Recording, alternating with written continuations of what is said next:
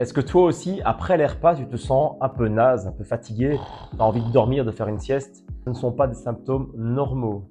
Normalement, la nourriture que tu ingères devrait te donner de l'énergie, devrait te donner un maximum de puissance et te permettre d'être efficace dans ta journée, notamment bien sûr de bouger, de faire du sport et d'être efficace peut-être intellectuellement si tu pratiques une activité intellectuelle ou un travail plutôt mental.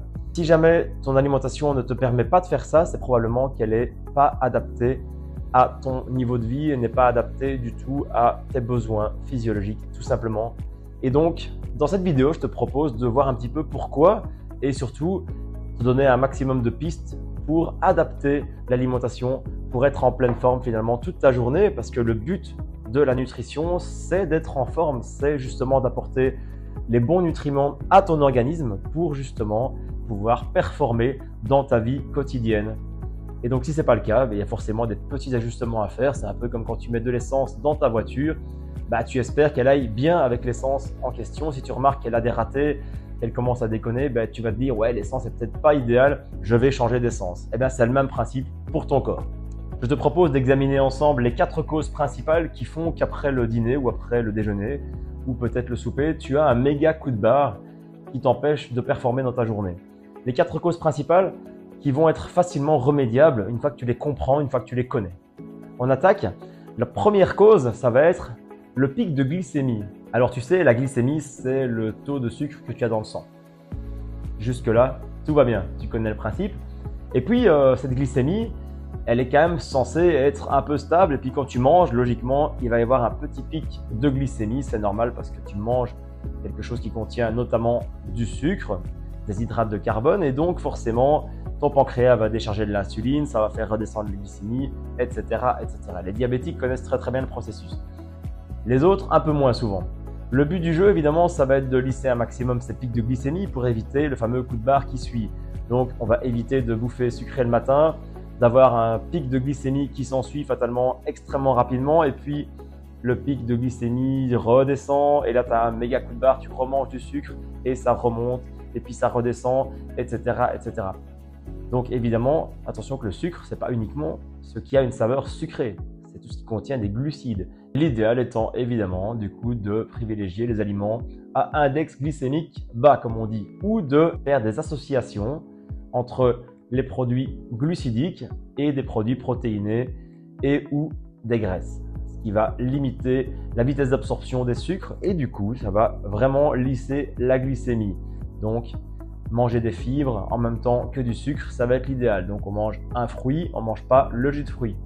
On va avoir, c'est juste un exemple évidemment, si on mange quelque chose de sucré, on va essayer de rajouter un légume ou quelque chose de très fibreux en même temps, ainsi que des protéines et des bonnes graisses, ce qui va permettre de limiter la vitesse de pic glycémique.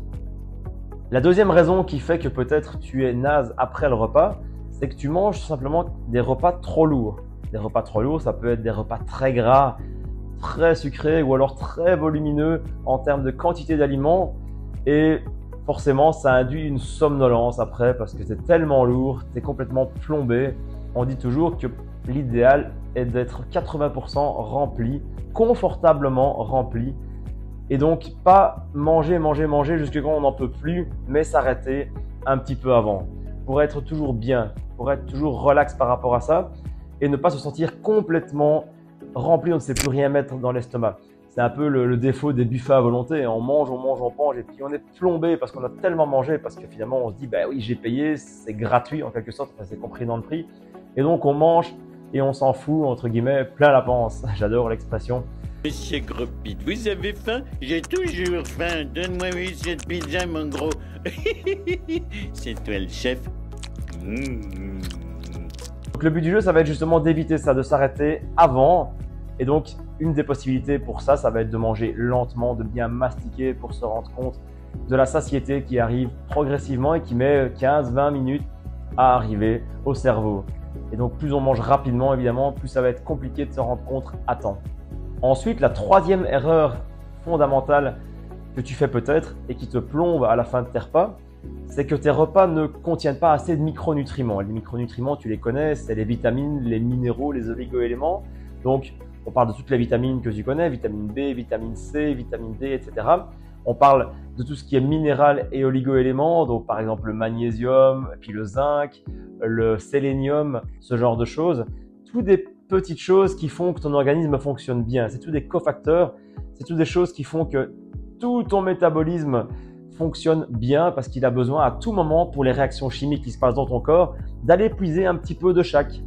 Et puis si c'est disponible, aucun souci évidemment.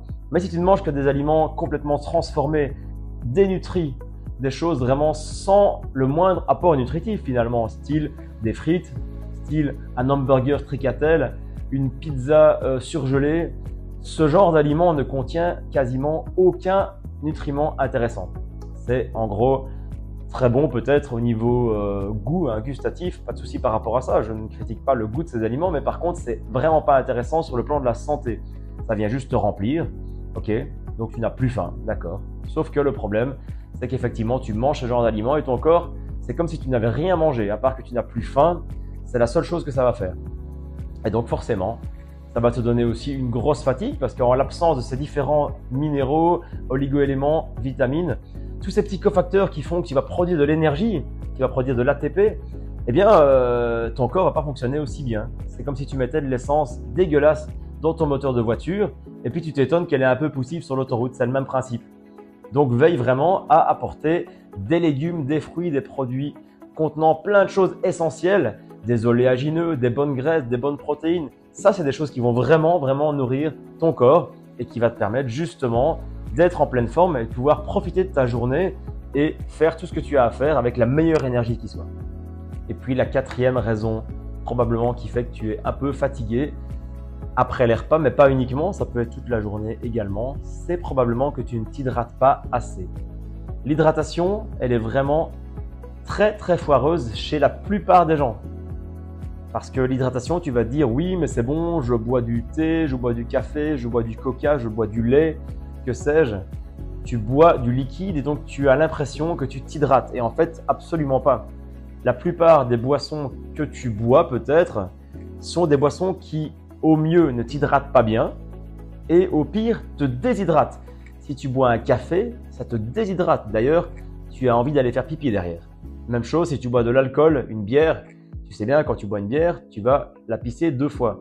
C'est vraiment le principe, c'est diurétique et ça vient justement dégager de l'eau de ton organisme. C'est exactement l'inverse de ce qu'on voudrait évidemment. C'est pour ça qu'on propose aux gens qui boivent de l'alcool ou qui boivent des bières en soirée par exemple de compenser par une consommation d'eau entre 2 bières. Tu bois une eau, ça va limiter évidemment la déshydratation et fatalement aussi le petit coup de barre et sans doute aussi la gueule de bois si tu exagères. Alors, comment bien s'hydrater? C'est pas compliqué. De l'eau et uniquement de l'eau. C'est vraiment la boisson dont on a besoin, qui hydrate le mieux les cellules. Et donc, si tu bois par petites gorgées ton 1,5 litre, 2 litres d'eau tous les jours, eh bien, normalement, tu vas être bien hydraté. Mais il se peut que même en compensant avec beaucoup d'eau, tu boives tellement de boissons déshydratantes qu'en fait, tu es déshydraté et tu ne t'en rends pas compte. C'est simplement peut-être des petits maux de tête, des petits coups de fatigue, des choses qui te suivent un peu toute ta journée. Et tu vas voir que si tu réintroduis des petites gorgées d'eau toute ta journée et que tu réduis considérablement les boissons déshydratantes, tu vas voir une différence incroyable au bout de quelques semaines déjà dans ta fatigue, dans ta forme quotidienne. Voilà, tu as vu les 4 raisons principales qui font que peut-être tu es fatigué, que peut-être tu manques d'énergie après tes repas ou pendant ta journée. Et évidemment, mon but ici dans cette vidéo n'est pas uniquement de te pointer du doigt ce qui ne va pas, mais de te donner des solutions concrètes pour que tu puisses les appliquer dans ta vie. Et puis, que tu me dises, pourquoi pas, en commentaire, si ça a vraiment eu un impact sur ta forme, sur tes éventuels coups de barre. Donc, n'hésite pas, essaye un petit peu tout ce que je vais te donner maintenant et puis reviens vers moi dans cette vidéo et donne-moi ton avis. Ça me ferait très plaisir. Je vais donc te donner 6 groupes d'aliments qui sont particulièrement intéressants si tu veux booster ta vitalité, booster ta forme physique, ton attention, ta puissance au quotidien pour être vraiment en forme et profiter de ta vie à 100%. Premier groupe d'aliments pour booster ta vitalité, tu t'en doutes, les légumes et notamment les légumes verts qui vont être pleins de bons nutriments, qui vont avoir un indice glycémique hyper bas et qui vont avoir plein de fibres. Et donc forcément, ça va jouer sur plusieurs tableaux en même temps. Ça va t'hydrater parce que ça contient beaucoup d'eau. Ça va faire baisser ton pic de glycémie, donc ça va permettre avec les fibres de ne pas trop monter ta glycémie et d'éviter les coups de barre. Et évidemment, ça va t'apporter énormément de nutriments, de micronutrition, donc c'est tout bénef. Les légumes, c'est le top du top. Deuxième allié vitalité, les fruits, bien sûr.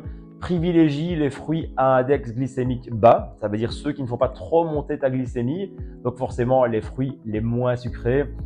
Et je cite par exemple les baies, donc tout ce qui est myrtille, framboise, fraise, c'est vraiment le top. Après, tu peux quand même consommer les autres fruits aussi, sachant qu'ils vont un petit peu plus augmenter ta glycémie, mais ça reste des très bons aliments, plein de bons nutriments, et malgré tout, tu as les fibres qui vont t'empêcher d'exploser ta glycémie. Troisième groupe d'aliments, des céréales complètes. Alors les céréales, tu sais bien, maintenant avec le gluten, tout ça, on ne sait plus trop quoi en penser. Si tu n'es pas intolérant ou allergique au gluten, tu peux sans problème consommer des céréales classiques à base de blé, de froment. Sinon, tu peux te diriger peut-être vers de l'épeautre, vers du sarrasin, des choses comme ça. Tu as aussi des aliments comme le quinoa qui sont pleins de bonnes protéines. Tu peux franchement en abuser sans aucun souci. Donc n'hésite pas à te diriger vers ces céréales-là et les prendre complètes si tu les aimes. C'est l'idéal puisque tu vas encore avoir plus de fibres. Et donc fatalement, même chose, on travaille sur la glycémie, on vient lisser un petit peu cette courbe de glycémie et c'est tout bénef pour ta vitalité. Quatrième grand groupe d'aliments, les oléagineux. Donc tout ce qui est fruits secs en quelque sorte, donc les noix du Brésil, ce genre d'aliments qui sont, attention, très caloriques. Donc dans le cadre d'un régime, il ne faut pas en consommer beaucoup, il faut en consommer juste un petit peu pour avoir les bons nutriments, les bonnes graisses, les oméga 3, ça va être vraiment top. Par exemple, les noix du Brésil, ça va donner du sélénium, c'est super intéressant. Tous ces fruits à coque vont être hyper intéressants pour ta satiété et pour ton équilibre mental. Ces bonnes graisses vont venir nourrir ton cerveau, nourrir ton corps et t'apporter vraiment tout ce qu'il te faut pour une énergie durable dans le temps. Cinquième groupe d'aliments, les poissons gras. Alors les poissons gras, ça va te permettre d'avoir des bonnes graisses, encore une fois. Donc on est sur les oméga 3. Là, je te parle de sardines, de maquereaux, éventuellement de saumon. Voilà, ça c'est les petits poissons gras qui vont te donner vraiment des bonnes graisses pour ton système nerveux et pour tes cellules. Alors évidemment, à consommer 2 à 3 fois par semaine si tu manges du poisson. Si tu ne manges pas de poisson, tu peux également consommer des huiles qui contiennent de l'oméga 3. Par exemple, des huiles de lin, des huiles de colza. Toutes ces huiles qui contiennent des oméga 3, alors ce n'est pas la même forme chimique que les oméga 3 des poissons. Les oméga 3 des poissons, tu les assimiles tout de suite. Ceux des huiles, il faut d'abord que ton corps les transforme. Apparemment, tout le monde n'en serait pas capable, surtout en Europe, mais à toi de tester. Si tu es végétarien ou vegan, eh bien écoute, essaye, teste et éventuellement complémente-toi peut-être avec des petites gélules d'oméga 3 si tu sens que ce n'est pas suffisant pour toi et que tu manques de clarté mentale. Et enfin, sixième groupe d'aliments vitalité, ce sont les épices. Les épices qui sont très utilisées dans certaines parties du monde, comme en Inde par exemple, ou en Thaïlande, etc., etc., tout ce qui est asiatique. Et en fait, on utilise très peu ici. On utilise principalement le sel, le poivre et puis basta. Alors essaye vraiment de te faire une chouette cuisine avec plein d'épices et essaie de les découvrir, de les incorporer à tes plats pour voir un petit peu ceux qui te plaisent. Les épices, ça va stimuler un petit peu ton système immunitaire d'une part, mais aussi ta vitalité. Super intéressant et en plus c'est très agréable, c'est 0 calories ou presque et donc tu peux franchement y aller, ça va donner du goût à tes plats sans devoir les alourdir avec des sauces et toutes des choses hyper plombantes qui vont baisser ta vitalité. Voilà, j'espère que ces conseils t'ont servi et t'ont donné des bonnes idées pour agrémenter tes plats. N'hésite pas à me dire quelles sont tes solutions, des petites astuces peut-être que tu as mis en place dans ton quotidien et des choses que tu as peut-être remarquées qui se sont améliorées grâce à ces astuces. N'hésite pas à me le dire en commentaire, ça me fait très plaisir. Je te remercie pour ton écoute. Je t'invite, si tu n'es pas encore abonné, à t'abonner à ma chaîne. Ça me permet moi d'être motivé pour continuer à créer du contenu gratuit. Donc pour ça, merci à toi et je te dis à très bientôt pour de nouvelles vidéos.